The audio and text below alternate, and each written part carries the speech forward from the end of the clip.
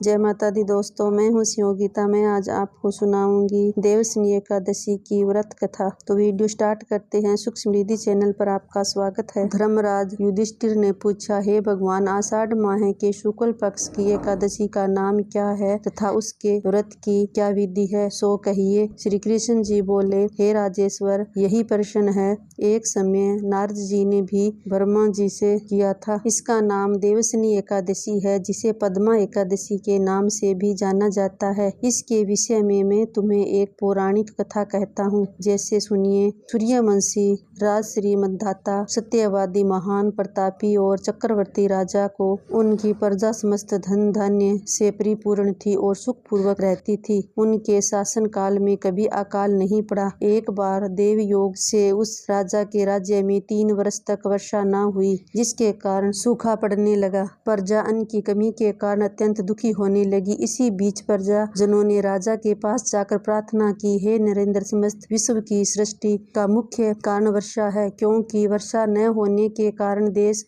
में अकाल पड़ रहा है, जिसके कारण प्रजा मर रही है। हे नरेंद्र, आप कोई ऐसा उपाय बतलाइए जिससे हम लोग के इस दुख का निवारण हो जाए। माधाता ने कहा, आप सत्य कहते हैं। वर्षा न होने के कारण आज आप सब लोग दुखी हैं। राजा के पापों के कारण ही प्रजा को दुख भोगना पड़ता। मैं भी आप लोगों के दुख को दूर करने के लिए भरपूर यत्न कर रहा हूँ। इस प्रकार कह राजा माधाता कुछ मुख्य आदमियों के साथ देव मंदिर में जा पूजन कर वन की ओर चला गया। वहां पर अनेक ऋषि मुनियों के आश्रमों को देखता हुआ अंत में ब्रह्मा जी के पुत्र अंगिरा ऋषि के आश्रम में पहुंचा। राजा अपने अश्व से उतरकर मुनि के आश्रम में गया। तब वह मुनि अपने नित्य कर्मों से निवृत्त ही हुए थे। राजा ने उन्हें प्रणाम किया तो मुनि ने उन्हें आशीर्वाद देकर कहा, हे राजन, आप और आपकी प्रजा कुशल पूर्वक है। कहिए, आपका आना किस प्रयोजना से है। माधाता राज ऋषि ने कहा, हे महर्षि, मेरे राज्य में 3 वर्ष से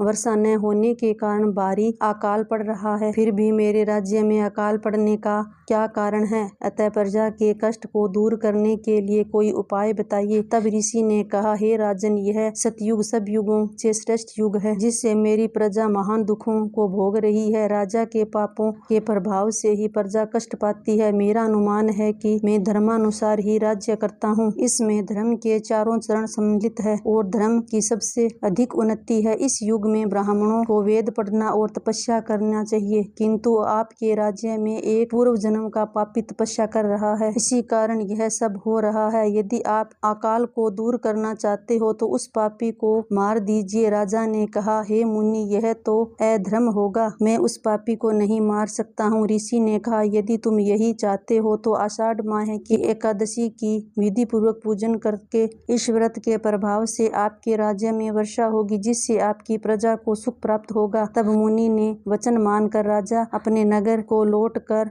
आया और जिस प्रकार मुनि ने कहा उसी प्रकार पद्मा एकादशी का व्रत किया। उसके प्रभाव से उनके राज्य में वर्षा हुई और प्रजा को सुख प्राप्त हुआ। यह व्रत सभी को करना चाहिए, इसके करने से इस लोक में मुक्ति मिलती है। आई होप मेरी छोटी सी वीडियो आपको पसंद आई होगी, तो आप मेरे चैनल को सब्सक्राइब करें, जिससे हर नई वीडियो की नोटिफिकेशन आपको सबसे पहले पहुंच सके। Thank you.